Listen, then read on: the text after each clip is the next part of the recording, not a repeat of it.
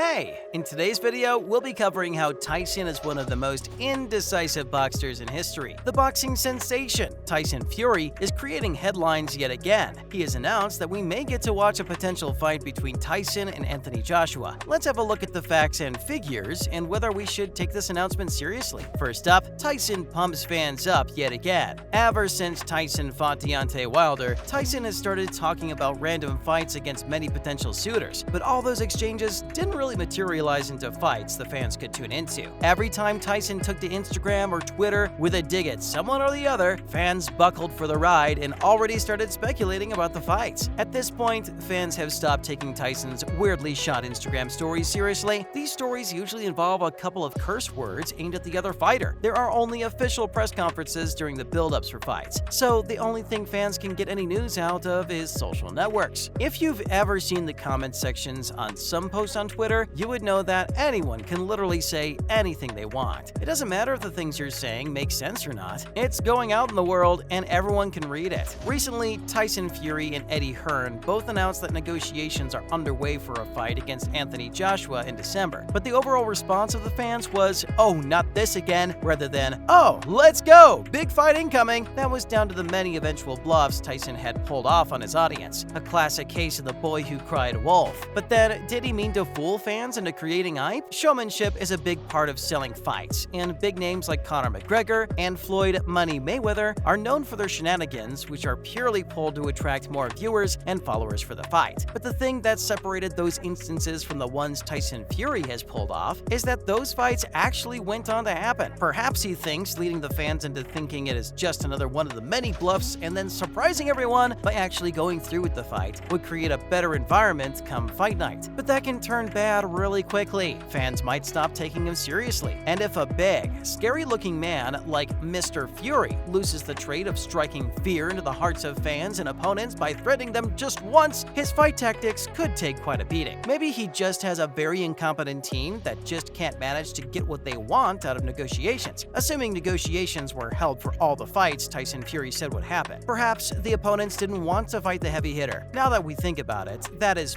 probably the case. Enjoying the video so far? Consider giving us a like and subscribing. It would encourage us to keep creating interesting content for our subscribers. And then, could this be the time it actually happens? There are many moving pieces behind a fight, and that's why many negotiations fail in the early stages. This time, it feels like things may turn out better than they have before. Anthony Joshua is never one to back down from a fight, and he would be doubly motivated to come back after 2 consecutive losses against Alexander Usyk. If they were to face each other in the ring, it would be a sight for sore eyes for some wishing to see Tyson Fury in action again. And it would make for an interesting watch as well, seeing as Anthony Joshua would have quite a bit on the line. Tyson Fury would be the favorite to win, but you never really know when there's so much power in the hands of both competitors. One good punch to the dome, and it could be lights out for either of the two. Tyson Fury got knocked down twice against Deontay Wilder, and wouldn't really want to see how that would feel. The fans wouldn't want Fury to get knocked in the head either, since the last time that happened. He started selling random fights on Instagram. God knows what he'll start saying if he gets knocked down a couple more times. But then, Team Anthony has spoken too. If it was only Tyson Fury trying to set up the fight, it probably wouldn't have even shown up on our radar. The thing that makes it interesting is that Eddie Hearn said negotiations are underway.